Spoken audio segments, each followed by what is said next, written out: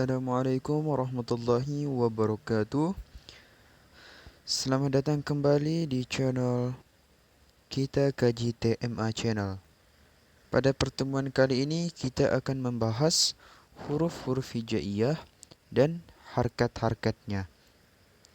Yang dimana sebelum kita memahami tajwid-tajwid, tata cara membaca Al-Quran, kita harus mengetahui terlebih dahulu harkat-harkatnya, bentuk-bentuk harkat, bentuk-bentuk hurufnya seperti apa. Saya rasa semua sahabat muslim yang menyaksikan ini pasti tahu insya Allah. Tetapi saya hanya mengulang sedikit supaya agar lebih jelas, agar lebih rapi ketika kita hendak belajar tentang tajwid Al-Quran. Jadi pada pertemuan kali ini kita akan membahas uh, hukum nun sukun dan tanwin, dan ini dibagi menjadi empat part. Empat part. Jadi ini part satunya adalah perkenalan huruf hijaiyah, dan part 2-nya adalah membahas hukum-hukum nun sukun dan tanwin dan pembagiannya sampai dengan part 4 nanti. Langsung saja kita bahas satu persatu, yakni harkatnya. Jadi harkat dalam Al-Quran tidak terlepas dari ini, ya. Ada 10 harkat. Ada 10 harkat, salah satunya adalah sukun, tanda mati. Atau bisa jadi dia seperti ini, bulat pada Al-Quran. Jadi terdapat 10 jenis harkat dalam Al-Quran, kurang lebih. Jadi kita akan membahas 10 saja. Jadi yang pertama, apabila kita menemukan huruf dalam Al-Quran, misalnya alif. Alif, jika di atasnya sukun, maka dia mati dan tidak dibaca. Tetapi beda halnya dengan alif bertemu harkat fathah. Seperti contoh alif bertemu harkat fathah, maka dibaca a. Ketika bertemu harkat kasrah, maka dibaca i. Dan ketika bertemu huruf dhammah, maka dibaca u. Jadi itulah letak perbedaannya. Lalu kita sudah membahas 3, fathah, kasrah, dan dhammah. Lalu ada yang double seperti ini. Ini dinamakan tanwin. Ini namanya tanwin fathah, dan ini tanwin kasrah, dan ini tanwin dhammah. Apabila salah satu huruf hijaiyah dalam Al-Quran bertemu dimasukkan harkat seperti ini, maka dibaca. Misal kita ambil huruf an, a, alif. Maka ketika dia bersatu dengan harkat ini, maka dibaca an.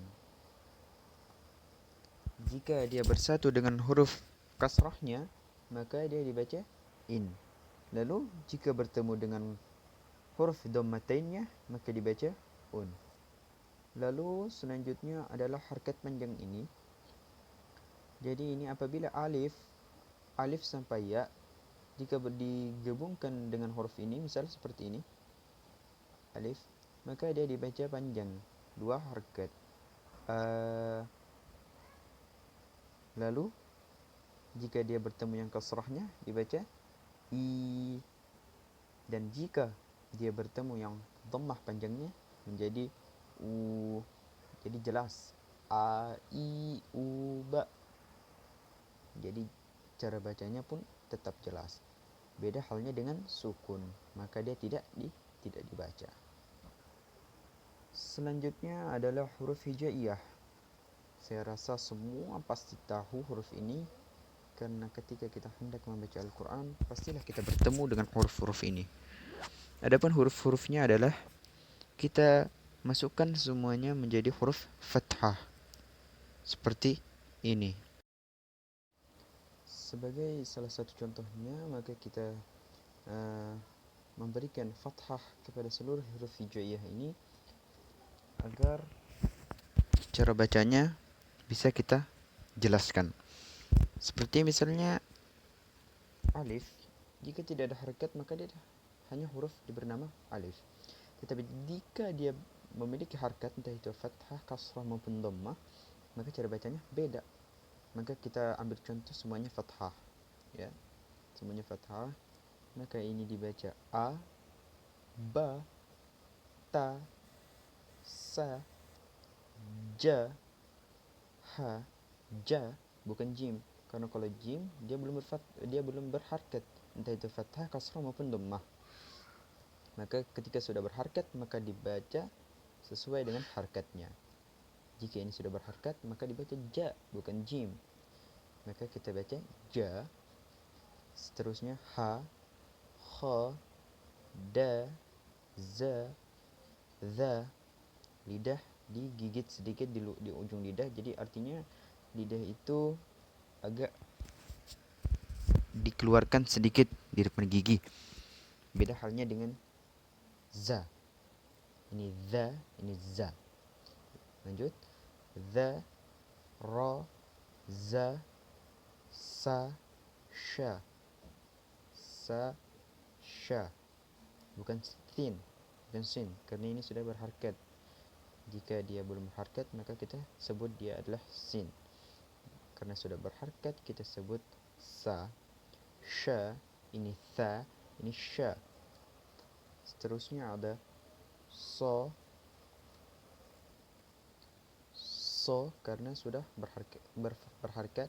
So, do, ya.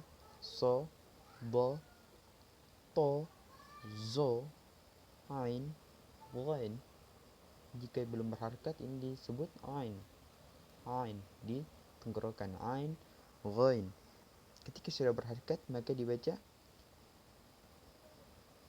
a, gha, a, gha, tetap di dalam tenggorokan. Cara bacanya a, gha, bukan ain, bukan ghain, bukan a, bukan go, tapi a, gha. Dan seterusnya kita lanjut adalah huruf fa, qa, ka, la, ma, na. Ka, la, ma, na karena sudah berharkat. Jika belum berharkat maka dibaca kaf, lam, mim, nun, waw. Waw dibaca jika belum berharkat. Karena sudah berharkat kita baca ka, la, ma, na, wa, ha. Mim, nun karena sudah berharkat ya, maka kita baca ma, na, wa, ha. Hamzah tetap ya. Jika berharkat dia dibaca a, sama dengan alif di atas tadi. Lalu selanjutnya ada kesusahan dalam menyebut keempat huruf ini, bahkan lebih ya. Tapi kita ambil contoh yang empat ini karena ini yang agak susah ya, yang paling susah bisa jadi. Kita harus membedakan antara ha dan ha. Ha dan ha. Jadi ini dibaca tipis. Yang berbentuk seperti ini dibaca tipis. Ha. Nah, dan yang tebal seperti ini dibaca panjang, yakni ha. Ha, ha. Lalu ini za dan za. Za dan za. Ini di ujung, ini di luar gigi lidah sedikit, dan ini di dalam gigi. Jadi za dan za. Za dan za. Insyaallah bisa dipahami. Insyaallah.